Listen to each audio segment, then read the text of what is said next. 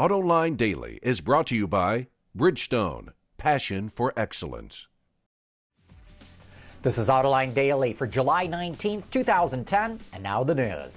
Last week we reported that China's auto industry will experience a golden age for at least the next 20 years, with sales expected to reach 35 million units by 2030. But there are new concerns that the industry could face big problems well before that. According to Gasgoo, with so many factories being built in China, overcapacity could become a problem a lot faster than anyone expected. A recent report says production capacity could hit 32 million units by 2015, far exceeding previous estimates of 22 million. Adding to the concern is the fact that sales are starting to slow in China, which fell 5% in June on a month-over-month basis. But that's not slowing down any of the car companies in China. Wuling, the joint venture partner of General Motors and SAIC, is getting ready to launch a new passenger car brand, as we reported last August. The brand will be called Baozhun, which means treasured horse in Chinese. GM says that this is also part of its multi-brand strategy for the Chinese market, which is becoming more segmented. No details on the car just yet, but it's expected to be priced as low as $5,000. In related news, GM announced that it's going to build a new R&D center in China to develop electric car technology, lightweight materials, and alternative fuels. The AFP reports that the facility will have 300 engineers when it's completed next year. GM says it wants to attract some of the best brains in the Chinese academic system, and that it is now incorporating what Chinese consumers want into its vehicle architectures on a global basis. New car sales in the American market are up year over year, but that is not the case with used cars. Auto Remarketing reports that sales of used vehicles at auction are down nearly 7% for the first half of the year. However, a lot of that has got to do with a shortage of good used cars. So even though sales are down, prices of used cars are up, and on a dollar basis, sales are only down 2% so far this year. Hybrids and extended-range electric vehicles are great for reducing gasoline consumption, but even in electric mode, they still emit fuel vapors because they use a conventional internal combustion engine. This can account for up to 20% of a vehicle's hydrocarbon emissions. And now supplier company Eaton says it has a better system that seals those vapors in a tank and burns them off when the engine's running. Eaton says its new system is simpler, smaller, and smarter, which allows it to more precisely manage fuel vapor and help automakers achieve stricter emission regulations. Last week, President Obama visited Holland, Michigan to kick off construction of yet another battery plant in the state. He even got a chance to take the extended-range EV for a spin.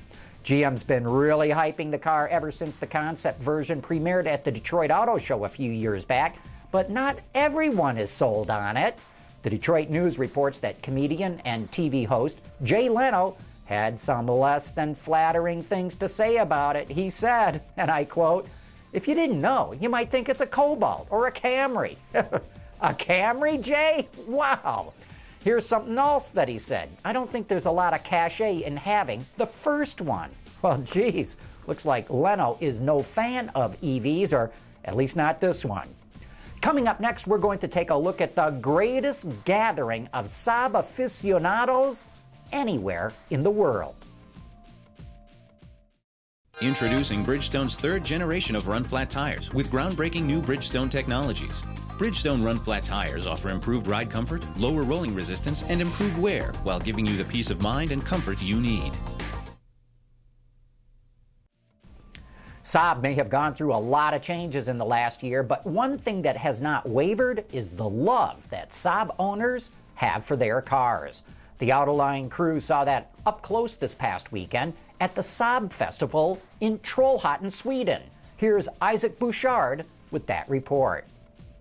John, it may have been overcast and rainy this Saturday in Sweden, but that didn't stop the Saab faithful from turning out in record numbers to celebrate their brand at its biennial festival. Last weekend, the two-lane road leading to the Saab Museum in the automaker's hometown was packed with all kinds of Saabs. There were new Saabs, old Saabs, red Saabs, blue Saabs. Despite the weather, they all came to enjoy not only the historic vehicles inside the museum, like the original 9.2 prototype, but also their friends and neighbors who brought their own parts of Saab's heritage to the parking lot outside. There was everything from the classics, to the kooky, to the darn near out of control. In fact, can you say Saab rat rods? Everyone from fanatics to families came to Trollhättan to pay homage to this iconic brand that got a new lease on life thanks to the owner of the luxury car maker, Spiker. And those local fans couldn't be happier. We are very happy the way it become, that Saab is still here with us. Yeah, I'm very happy that, and hopefully it will stay alive for years to come as well. Before it was something special, now we hope the new area will start. People like Saab. Hopefully they buy the new one too. The festival, which has been around for about a decade, is part company, part museum, but all enthusiast. It draws 10 to 15,000 fans from not only Scandinavia, but from around the world. Some even bring their tricked-out rides with them. And if they're lucky, those rides end up in front of everyone at Saturday's closing dinner, which celebrates the winners in 16 different Saab categories. So with that kind of response, it's clear that this party's not going to end anytime soon. No, I think this is definitely part and parcel of the Saab proposition. This is part of the Saab DNA. And it shows that the factory is very, very much interested in and caring for its following. I mean, most of these people probably will never buy a new Saab, but it really doesn't matter. They will buy Saabs, and you need to have, if you look at the average age of a Saab, it's like 11, 12 years. So Saabs keep on driving around for basically ever. And this is because of these people that just don't discard them. They keep on looking after them and standing for them and giving them a lot of TLC. And guess what? They keep on driving. They're indestructible. And that is what the factory finds very important. This huge group of aspirational, passionate collectors / enthusiasts that cherish the brand. Very important. In Trollhättan, Sweden, for Autoline Daily, I'm Isaac Bouchard.